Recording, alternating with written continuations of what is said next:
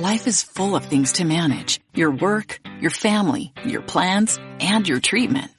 Consider Kesimpta, ofatumumab 20 milligram injection.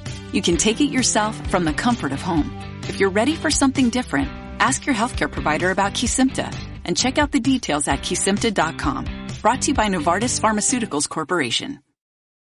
Welcome to the 5 o'clock show. It's time for Common Sense. Now, it's Katz and Cosby with John Catsimatidis and Rita Cosby, standing for truth, justice, and the American way, bringing common sense to the world. Now, here's John Catsimatidis and Rita Cosby. How I wish you were here. Well, that's what President Trump said to Kamala Harris. Kamala Harris is not going to the Al Smith dinner. She is not. Well, we got in the studio with us, we have Judge Weinberg representing the Jewish faith. And we have Congressman Peter King representing the Catholic faith. Notre Dame. He represents Notre Dame. I mean, that's a shame that Kamala Harris really is not going to show up to the Cardinals dinner. Why do you think she's not going to show up? I think that she is scared of going confrontation one-on-one with President Trump. Because she has no capacity to be spontaneous. That's why. Also, there's certain things you have to do in the Al Smith. I don't care if you're Jewish, Greek Orthodox, Catholic, Lutheran, no matter what you are. The Al Smith dinner is a tradition. I mean, for the last 40 years, and go back to 1960. I mean, Richard Nixon, who was a Quaker, and it's an Irish Catholic primarily against Jack Kennedy, and you had the guts to go in. Well, let me tell you something. When I told Sid this morning, I was on Sid's show, and the fact is, she felt that ABC television, who handled the first debate, wasn't that? Right, yep. Was taking care of her and not going to crucify her and only crucify, was it Trump? Right. And she felt comfortable being on ABC TV. 3-on-1. And she challenged Trump to be on CNN. Right.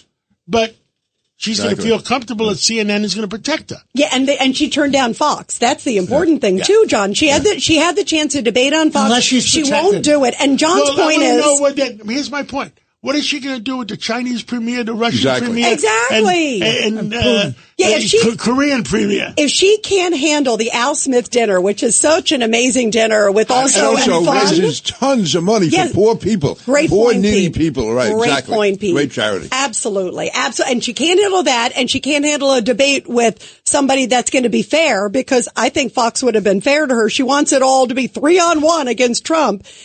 And anything that she won't be a part of. That's what a sad state we're in, Pete. Absolutely. And, getting back to 2016, Hillary and Donald Trump was great having two giants like that with Cardinal Dolan. It was fun. They were great. I bought a big table to the Cardinals dinner. Yeah. I hate to tell you what I paid for that big table. Can you get a refund for half of it? I'm not asking for a refund. I donate to the Catholic Church, and I donate to tonight we have Rabbi Schneier honoring the Greek Archbishop of North America. How beautiful. So it's the Christian Judeo, and right now I think Christian Judeo is under attack. Absolutely. Yes. By the way, this studio is like one great ecumenical council. Everyone's here. We got Jews, we got Catholics, we got everything. That's right. You even have Democrats. You even have Democrats. Well, look who's coming into the studio. Speaking of which, Peter King.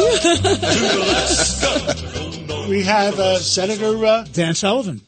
And joining us now here on Katz and Cosby is Senator Dan Sullivan from the great state of Alaska. Welcome here. By the way, I know you're in studio with us here in New York. You're here for UN Week. Yes, Rita, John, it's always great to be on the show. Thanks for having me. We love being on this show. It's always a great discussion. So back in the studio, we're honored to be here. Well, I'm glad you're in from Alaska. And that was a good purchase the United States made from Russia. It was a great purchase. By the way, I know you're a great businessman, but that was 2 cents an acre. But I have the check in my office. It's a copy of the real check that we sent to the Russians. $7.2 million.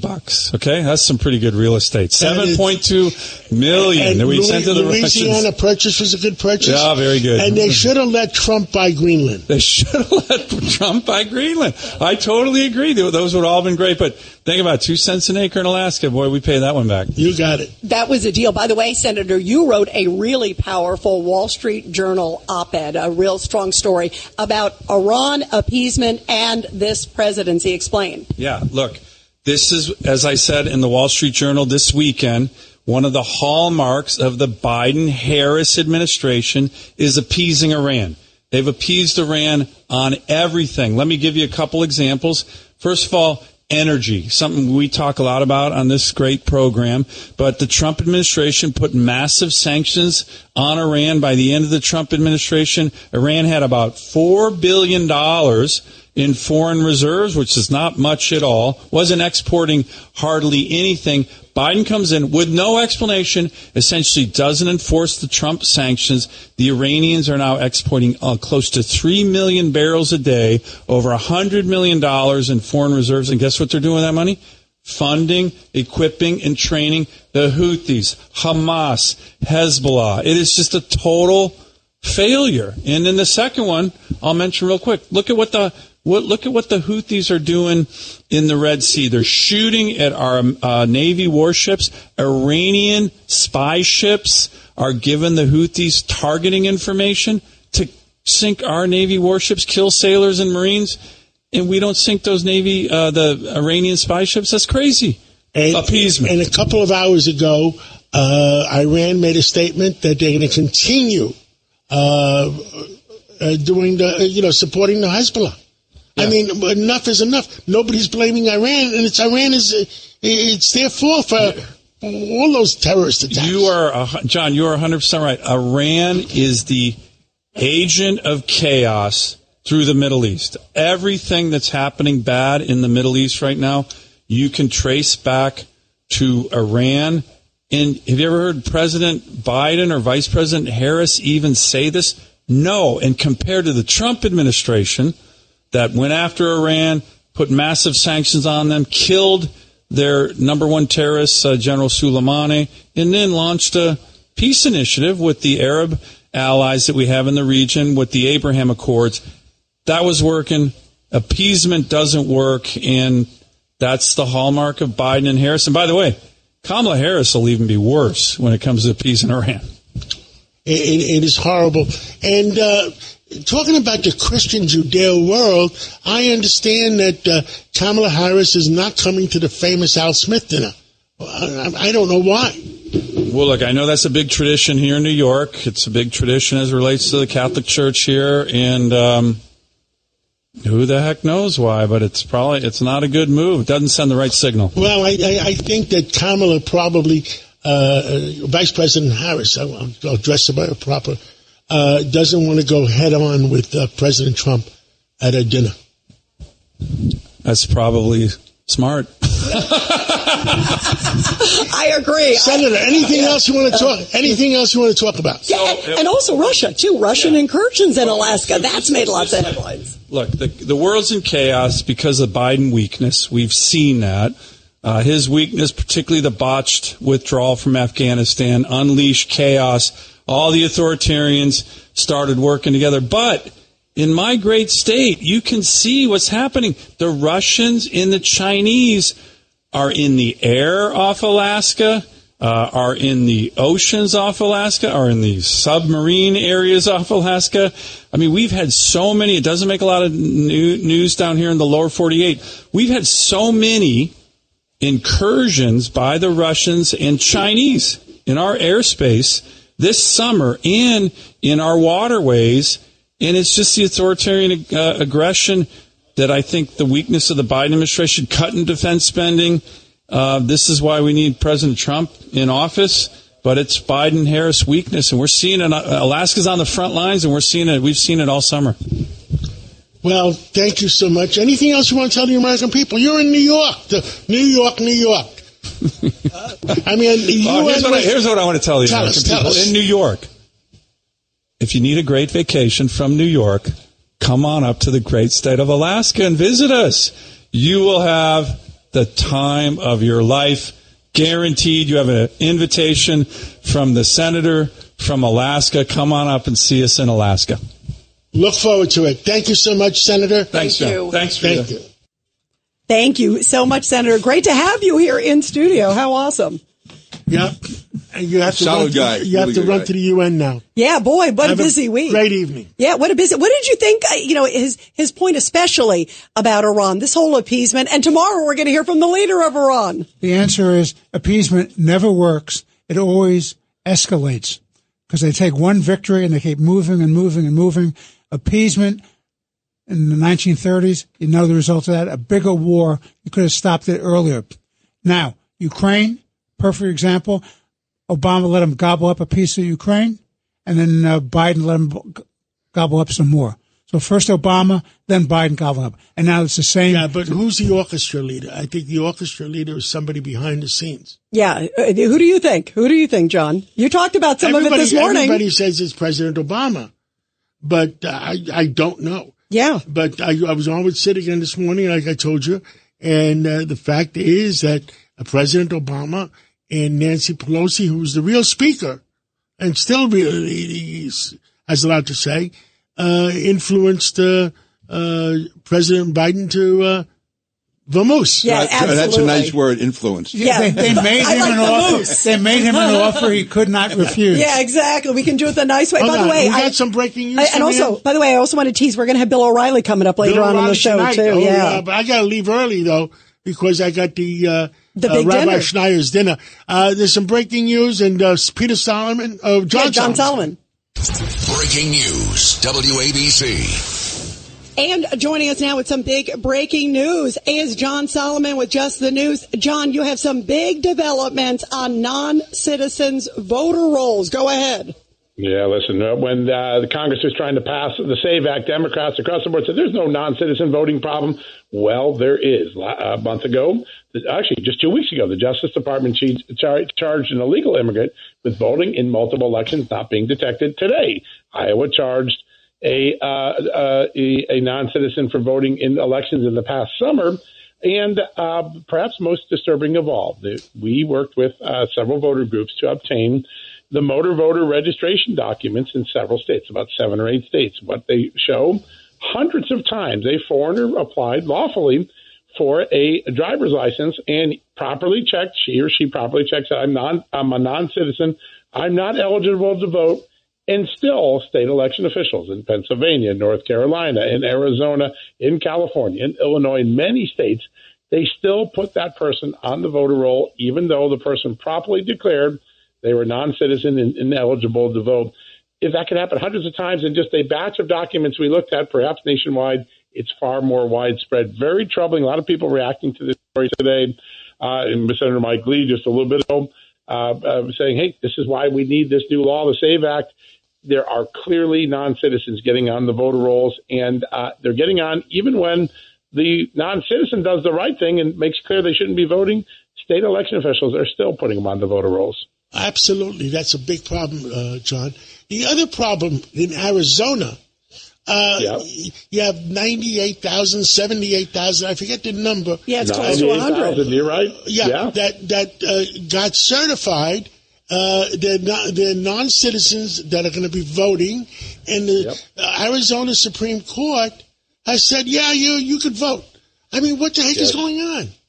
Well, there's another example where election officials allowed to go onto the rolls people who had not completed their citizenship check. And under Arizona law, it is legally required that you declare your citizenship and prove it before you get to vote. 98,000 plus Arizonans didn't do that, and they still got on the voter rolls. And now, because it's so late, the Arizona Supreme Court decided, well, we're going to let them vote this time, and we'll clean it up next time. Arizona is a hot mess. But if it's only 20,000 votes difference for who wins and who loses, I mean, if it's a million votes difference, nobody cares about 98,000. That's right. But it's only 98,000, and last time the difference was 20,000 or something. Yeah, less than 20,000. Yeah, no, it's really very disturbing to people all across. I hope the Trump lawyers are smart enough. They got to go for an emergency thing in the Supreme Court. Yeah, I think you're going to see it go to the federal court system. That is something we've been asking for the last 24, 40 hours. Will the RNC Trump campaign go there? But it is mind-boggling. We pay election officials to prepare for one event a year, and it seems in many states they're having difficulty doing the basic blocking and tackling, checking citizenship records, making sure when someone says they're down a citizen, they don't get on the voter rolls. Very troubling system for the greatest democracy and constitutional republic men and women have ever created. We are in danger of losing our democracy if they do stupid things like that, which is against against the Constitution of the United States. It's against the law. Rita? Yeah, you know what? Before we let you go, John, just about a minute left. Other big stuff. Today, we saw the guy in court, Richard Routh. He's the guy, the would-be assassin there in Florida against President Trump. Also, all this stuff came out about him. And when are we going to find out what really happened there? And also, what about also Butler, Pennsylvania? There are so many questions. You have some great reporting on both. Yeah, listen, we still don't know what are those encrypted messages that were over encrypted accounts overseas. Why was a 20-year-old kid in Pennsylvania talking to people overseas on encrypted accounts? We don't know the answer still 4 months later, 3 months later. But we do know one thing now. We know for sure that Ryan Ruth, the man who was found with a gun waiting for President Trump to golf on a hole in the golf course, he did write a letter a couple of months ago saying he was going to assassinate President Trump and also apologizing, suggesting he may have failed at it already. A lot of people are wondering, was he talking about the future effort that we believe occurred 2 Sundays ago? Or did he try one other time and we didn't even get it detected, didn't know about it? A lot of people asking those questions today, including President Trump, who just a little bit ago wailed on the FBI, saying they are making this they're going too easy on this guy, and maybe it's time to move the case to Florida State Court because the feds aren't serious about it. Yeah, absolutely. John Solomon, thank you so much. Great stuff. Thank you. Good to be with you guys. All right, we're back. That John Solomon is one smart guy. Yeah, interesting stuff. Let me tell you, we got a lot of Bill O'Reilly's at the end. We got Miranda Devine at 5:34 to give us an update of what's going on in Olo. Oh, my God, the problem's going on. There's so much. And who do we have next? We got to take a break now? No, we have KT McFarland joining us right now. KT. Yep, former Deputy National Security Advisor under President Trump. KT, let's start with this big news that came out a little bit ago. The Pentagon saying that more U.S. troops are going to the Mideast. Your reaction, and they haven't said where or how many, but what do you think? Well, they're also announcing that they're going to send a second aircraft carrier, that they moved up the deployment. So I think what's happening is that Israel's going to launch an all-out war against Hezbollah. The pagers that blew up a few days ago, there have been several assassinations of major Hezbollah leaders in the last few days.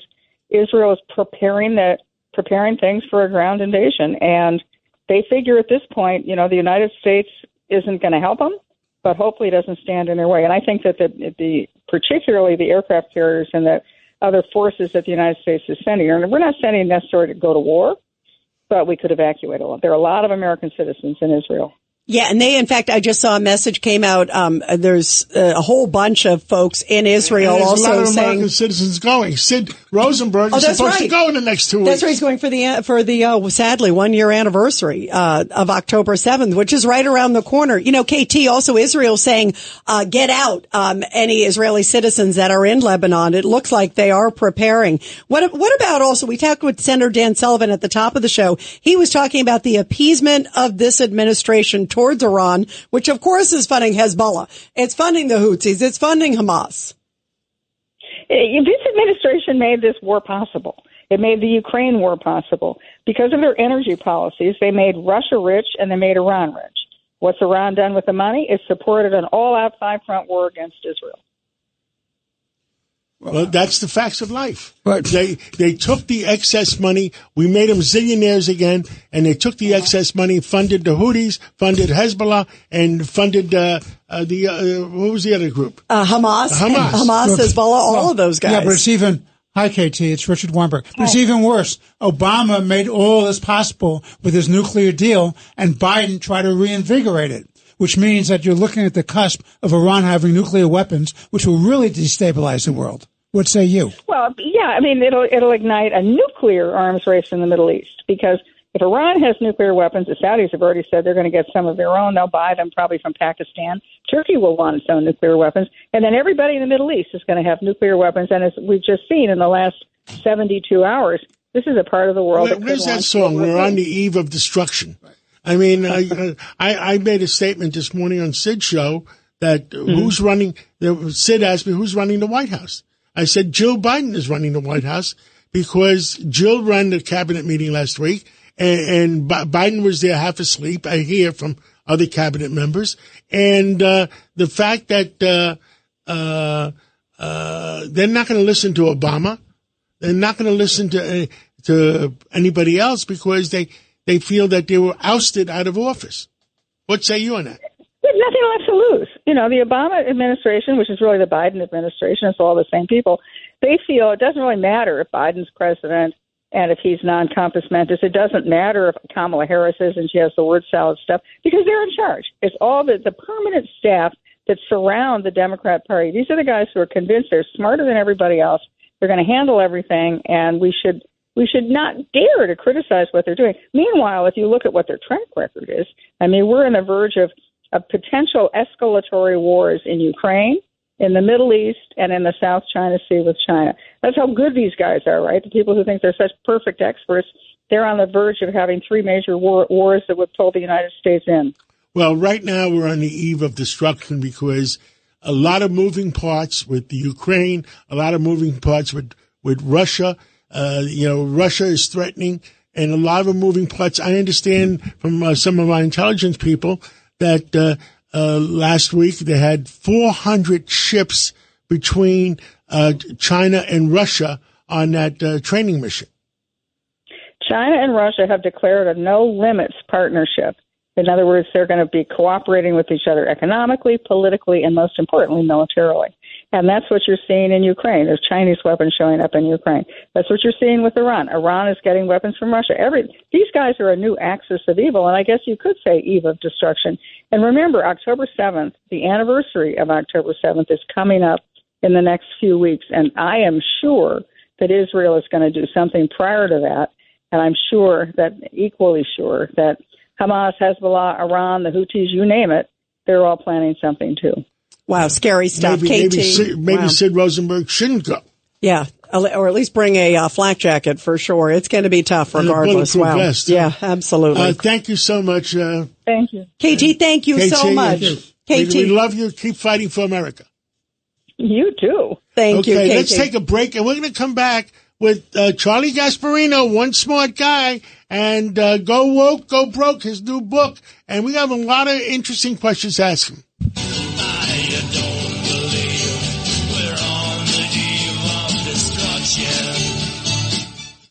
Larry Kudlow here with an urgent warning. Washington is coming for your savings to pay for their spending mistakes. That's why thousands of Americans are shielding their savings with gold. For a free 2024 gold guide that explains everything you need to know, please go to colonialmetalsgroup.com/Kudlow or just call 800-621-3908. That's 800-621-3908 for your free gold guide and learn if you qualify for up to $7,500 in free silver now. You're commuting home with Katz and Cosby. Now here's John Katzimatidis and Rita Cosby on 77 WABC. Well, go woke, go broke. That's Charlie Gasparino's new book. And with us right now is Charlie Gasparino. Charlie, Janet Yellen says the economy is great. What say you? Well, it's so great. Why are average Americans being polled saying it's horrible? This is the gaslighting that the left has been doing for so long. We don't have an open border, right? Kamala is really good on policy, by the way. She's amazing. She just, doesn't like talking about it, but she's great. The economy is just killing it, and inflation is down, and it's down so much that average Americans keep complaining they can't afford the basics. I mean, do you see what they're doing is reprehensible? Oh, I forgot. Joe Biden is doing one-arm push-ups in the Oval. Charlie. 60. And by the way, figuring out the New York Times crossword puzzle every day, every minute of the day. 60 Minutes. What was done last night. Does Donald Trump get equal time? mean, they probably will give him equal time. I don't think he should take it because they're not going to do a fair interview. I mean, last time I remember Leslie Stahl interrupted him 30 times, asked stupid stuff about Russia, which didn't happen, as we all know. I mean, it's just at this point, I kind of agree with him not doing any more debates. At this point, I don't think he gains anything out of it because they're going to be skewed against him. And, he's hanging in there. And, who knows what's going to – I mean, I think the public, as they get unfiltered news about Kamala Harris, how she doesn't answer questions, how she doesn't know anything, how she's just landed on their doorstep and is just talking gibberish half the time. I don't think she did herself any favors by going to Oprah. It's interesting. She went to Oprah, but as I broke the story, she didn't go to the Al. She's not going to the Al Smith dinner. Right. I think the Al Smith dinner would have done if she went and acted halfway normal. That could have pushed her over the top, because at the Oprah thing, she just let her guard down. Even though Oprah, did a softball interview, Kamala Harris sounded like an imbecile. I mean, if you just listened to her, it was pathetic stuff. What do you mean sounded like? Excuse me? Oh, yeah. Okay. Judge Weinberg chiming in there. I'm giving her the benefit of the doubt. I don't know what's going on in her brain cell. Oh, Peter King. Yeah, and Charlie, this is Pete King. First of all, always great to have you on. What you're saying, I think, is totally accurate. Like the polls have shown the last few days, even the New York Times is saying that Trump is picking up support in the battleground states. And this is after she had a good performance in her debate, after Trump has made numerous unforced errors. The fact is that Trump is gaining. People, I think, are starting to see her. And the more she's out there, even though it's all soft stuff, even that's hurting her. I mean, I think it almost hurt her being on Oprah. I think the fact that she's skipping Al Smith, I agree with you. That is such a tradition in New York. And that would have shown what a good sport she is. She'd be up there. It may not be considered, a friendly crowd, but she came up, she told a few jokes. She was happy with herself. That would have been great for her. But she doesn't have the guts, I don't think, or the brains. That's the only thing I could conclude, unless the Democratic Party is so anti-Catholic that she can't show up to something like this. It's also now anti-Jew. Imagine the Democratic Party is both anti-Jewish and anti-Catholic. And they were the two bases going back years ago. I mean, it was a Catholic party. Certainly they've been stalwart supporters of the Jews, and now they turned on both.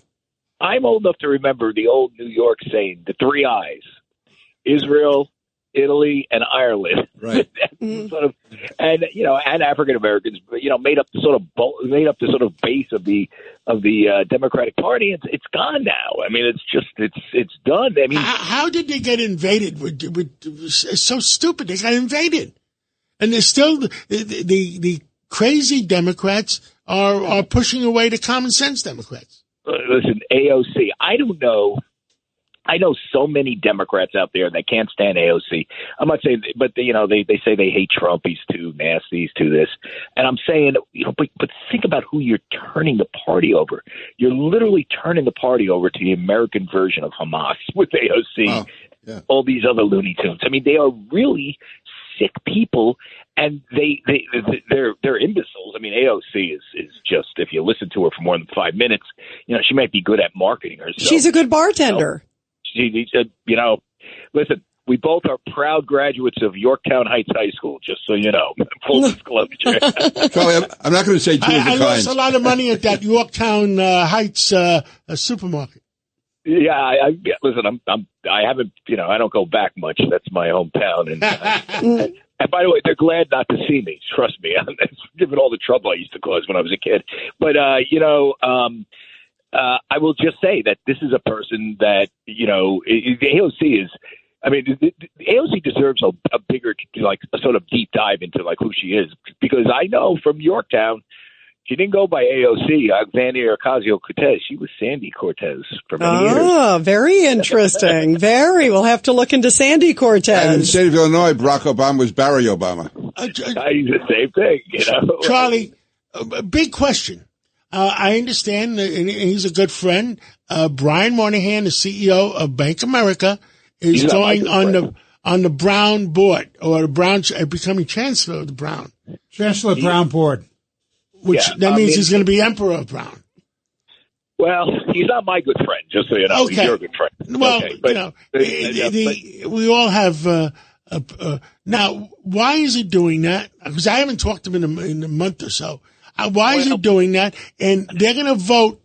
They have a $6 billion fund, and they're going to vote if they should cut out Israel.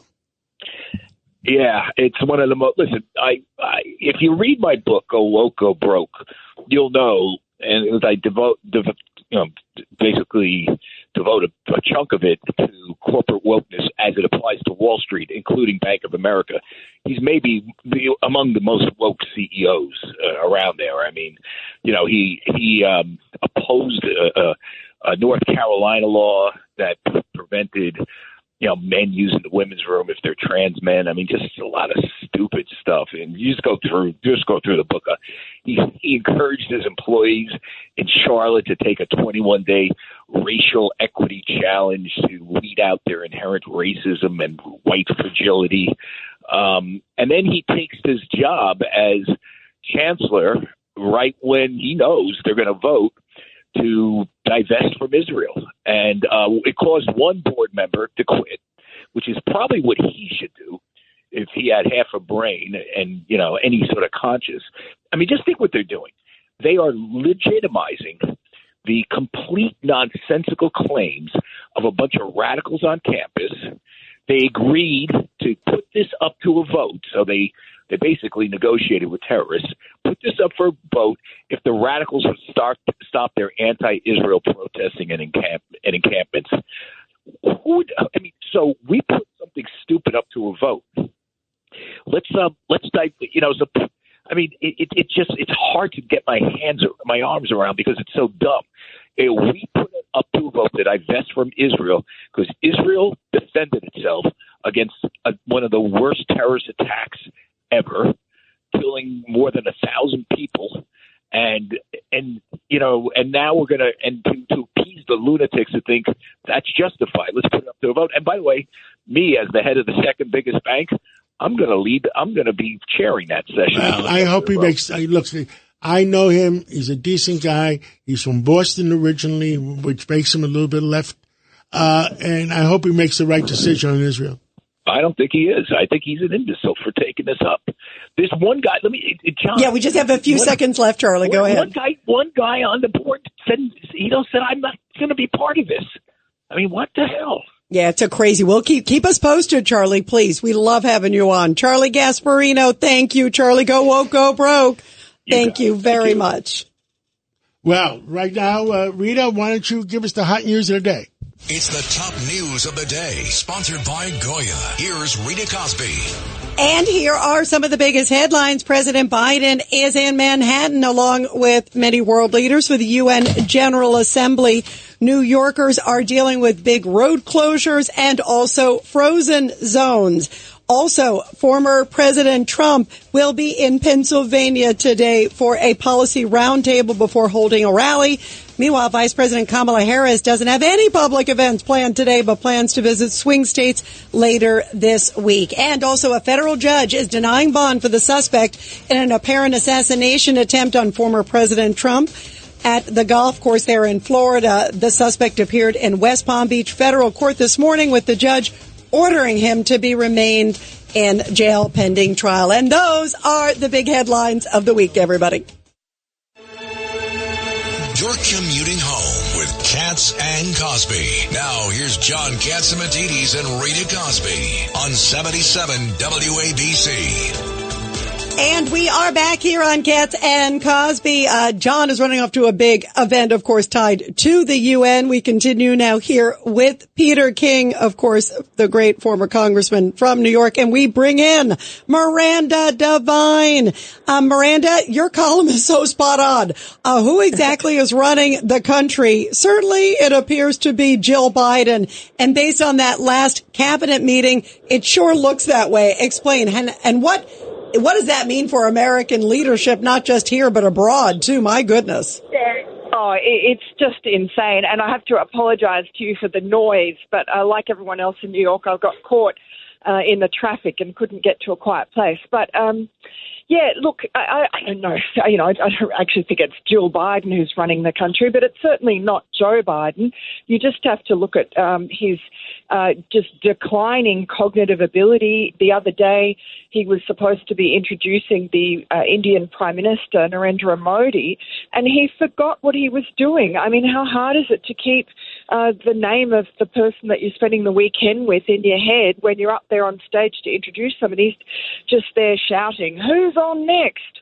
And anyway, I mean, it's just embarrassing. It's very dangerous, I think, for the world to see how feeble our president is.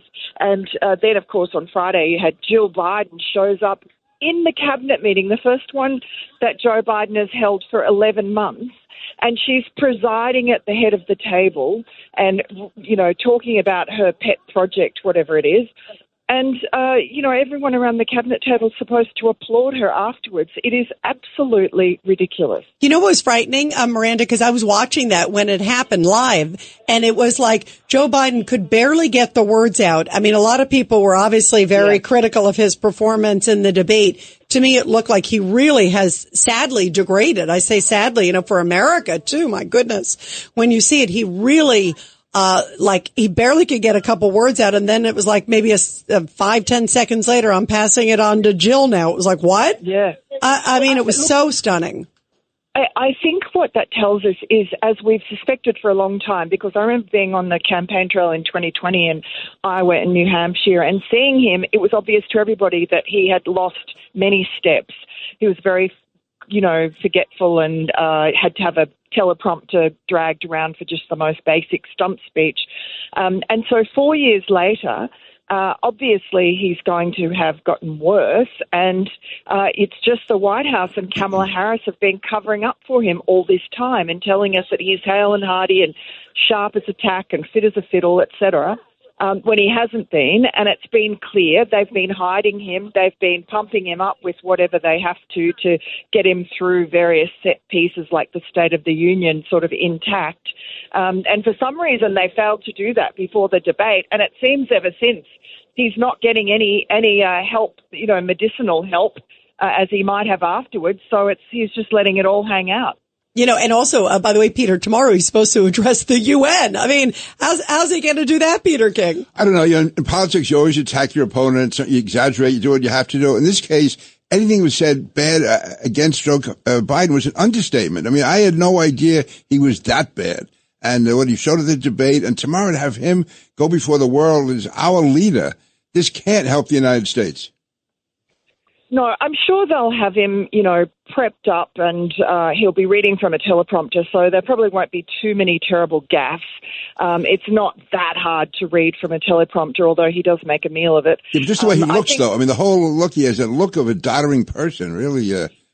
And he feels like he's gotten a lot more feeble, Pete. I mean, I feel like even since the debate, like last week, it was stunning to me to see the contrast of how far he's gone downhill. You know, we're on the edge of wars in so many locations, and, you know, the adversary's looking at that. I don't know if they're going to feel that challenged. That's a great point. Your thoughts, Miranda?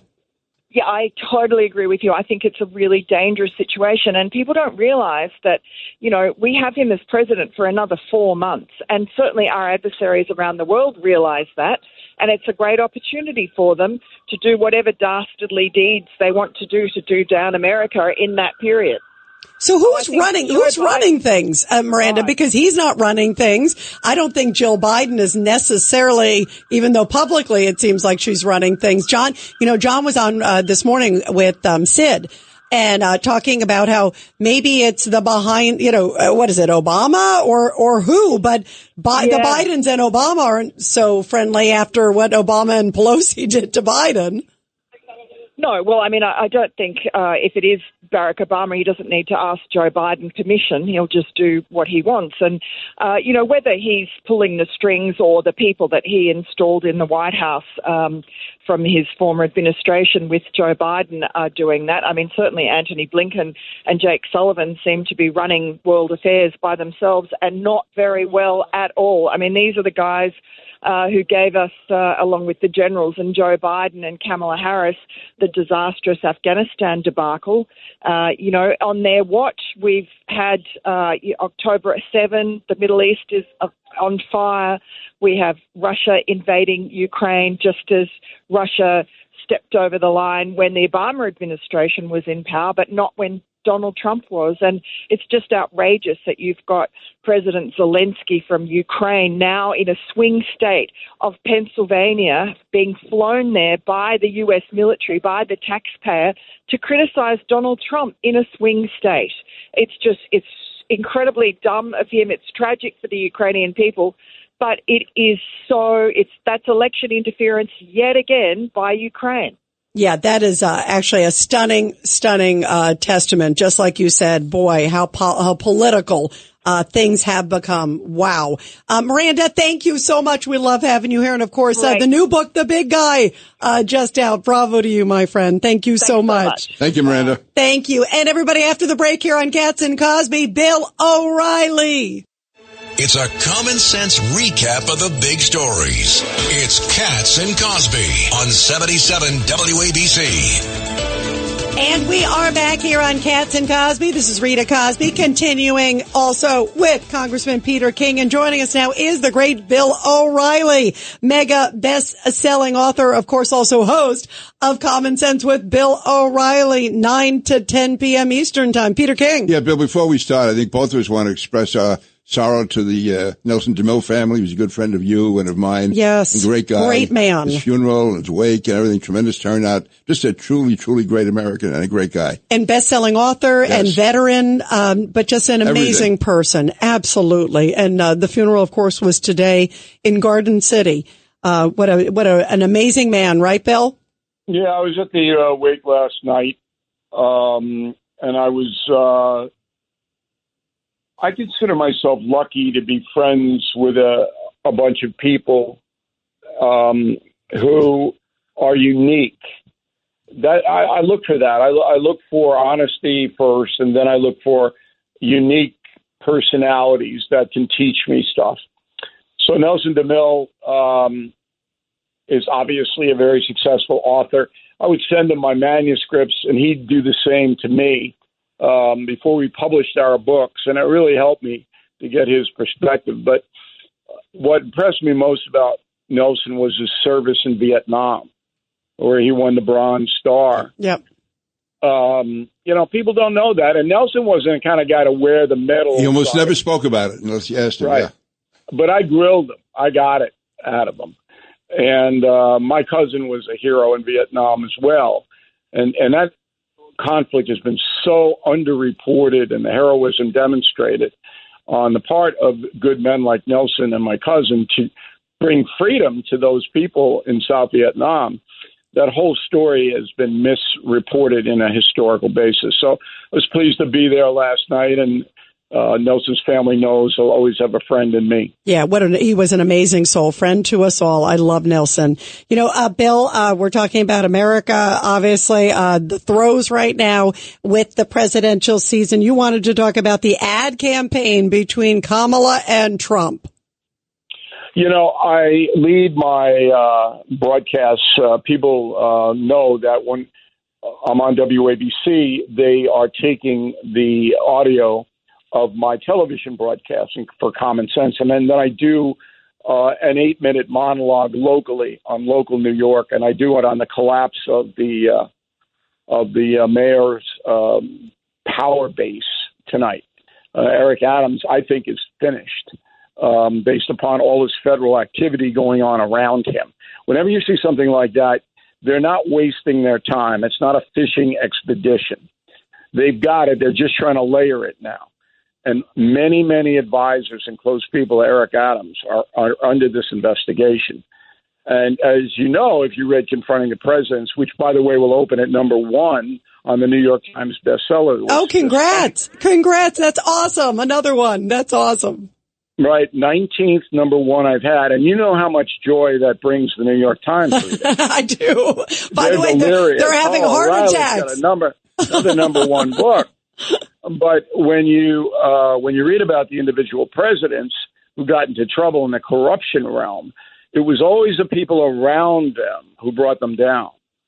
And I'm not predicting that for Adams, but I'm saying that his administration's in serious trouble. And I do that monologue tonight.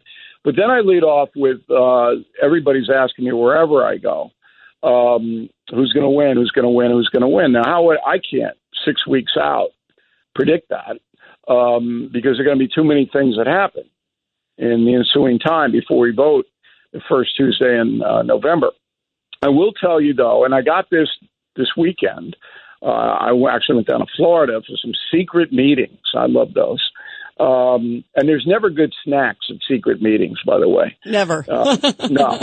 If you want good snacks, you got to go to corporate meetings, which I hate to do. It's not worth it. But anyway, both campaigns, Trump and Harris, believe they are going to win. That's unusual. Usually a campaign in 2016, for example, Hillary Clinton was so certain she was going to win, she rented out the Javits Center to throw the big party. Glass ceiling. And that cost hundreds of thousands of dollars. And the Trump people thought they were going to lose at 16. To now, in 24, both campaigns think they're going to win. And that's why Trump turned down the debate. Because his internal polling, and I'm not so sure about this, says that he's up. And he's up fairly significantly. And that her support is very, very thin and declining. The Harris campaign says that's a bunch of bull, that they've got momentum, and they're basing a lot of that on fundraising, and that they're going to win fairly handily. So that's where we are. Both candidates think they're going to win. But I noticed yesterday watching the football games that Harris made a big buy with the National Football League, and the spot was good. She is a good performer, a good television performer, and the spot is all her looking into the camera, telling American people that she's essentially Aunt B from the Andy Griffin Show. All right, she is the all-American person going to look out for you, bake you a pie, and bring it over to the house. All right, that's what she's basically saying, that don't believe all the stuff about me. I'm just like you. I'm going to help everybody, and I'm not a far-left loon. And for the low information, that's the cliche voter, the person who doesn't really follow politics, the spot was effective. And the fact that she bought the time in the NFL means that she's going after working class men, because that's her weakest point right there. So I noted that. Today on No Spin News and on Common Sense on WABC, I did something I have never done before. I gave the Trump campaign a way to win the election.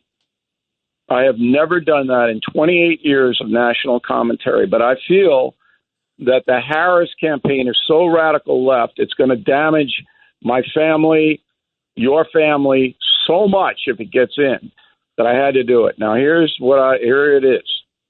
Donald Trump should do a 30-second spot, television, sitting in an office someplace, looking into the camera and saying, I just want to tell you that I have been portrayed unfairly, but I have made mistakes, and I'm sorry, but I'm a human being. If you look at my 4-year record, you'll know that I helped working and middle-class Americans, real wages up more than 7%, calm overseas, COVID vaccine in less than a year. I worked hard for you, and I will do it again. So I acknowledge that some people don't like me, but if you take a step back and you look what we accomplished, we'll do much, much more if I can earn your vote. Very humble, very matter of fact, no bells and whistles, just him saying that. He does that ad, he wins. Bill, I agree with you completely. I just wish somebody could convince him to do it. And also, I think, by the way, I'm inclined to think that the polls favoring him are more accurate than not. Even the Times is reporting how he's picking up strength in the battleground states. But it's not really because of him right now. I know he wouldn't want to hear that. I think the more people see her, the more support she loses. But it's up to Trump to fill that gap, to give positive reasons why they should vote for him. They're all there if he could just find a way to say it. Yeah, but you're not going to see her. What they're going to announce, both of them, is that they're going to do a 60-minute interview, each of them, not together, separate interview. Okay? The 60 Minutes is not what it used to be when Mike Wallace was reigning. Okay? If they did a fentanyl thing last night, they didn't even mention the open border, if you can imagine. And they said the economy's doing well. I mean, that was the other story last night too. CBS's corporate line is that Kamala Harris should be president. And everybody knows it who works for CBS. That's it. You're not going to change it. But both of them will announce that they're going to do interviews at 60 Minutes. That's all you're going to see of Kamala Harris. That's it. And they'll have to be. I don't know who they're going to select to interview her. Yeah, I was going to say who. Yeah, I was they because don't have any hard hitters anymore. Right. All of their home run hitters are retired or dead. The people they have now are very skilled. They're good storytellers, but they're certainly not Mike Wallace level interviewers. So anyway, that's the scenario as we have 6 weeks to go. Both camps think they're going to win. You're not going to see much of Harris. She'll do it 60 Minutes unless Trump may change his mind on a debate if the polls start to go south. He might. But right now he feels he doesn't need it. So that's where we are. You know, you brought up the debate. I was just about to go there with you, Bill, because do you think that that's the right move? Now, she accepted the CNN debate. Remember, she didn't accept the Fox debate. What are your thoughts on that? Well, it doesn't matter who the moderators are as long as the moderators are fair. Trump said in the Biden debate that the CNN moderators were fair. So why would he, he shouldn't have any worry about over there. That outfit has tried now to throw off its left-wing bias. I know. So he didn't have any. I don't know why he doesn't want to do it. As I write about in Confronting the Presidents, Ronald Reagan had a very successful second debate against Walter Mondale in '84, and that made it easy for him to win. Whereas in the first debate, Reagan did not do well, and everybody was panicking.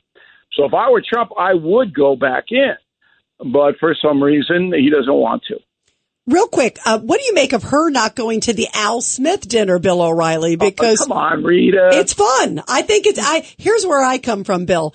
I think, first of all, I love the Al Smith dinner, and I just think it shows a character. She can't handle it, obviously. I mean, it's off the cuff. It's funny.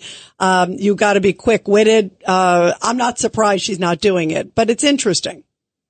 She's the queen of abortion. She promotes abortion. Her point of view is abortion is noble.